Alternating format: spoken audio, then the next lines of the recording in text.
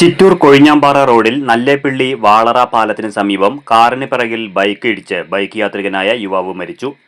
നല്ലേപ്പിള്ളി കലയാംകുളമ്പ് സ്വദേശി 41-കാരൻ ജയനാണ് മരിച്ചത്. ബൈക്ക് ഓടിച്ച സുഹൃത്ത് നല്ലേപ്പിള്ളി മല്ലൻകുളം സ്വദേശി 30-കാരൻ വിനീഷിനെ പരിക്കുകളോടെ പാലക്കാട് സ്വകാര്യ ആശുപത്രിയിൽ പ്രവേശിപ്പിച്ചു. കൊഴിഞ്ഞാമ്പാറ ഭാഗത്തുനിന്ന് നല്ലേപ്പിള്ളി ഭാഗത്തേക്ക് വരികയായിരുന്നു കാറും ബൈക്കും.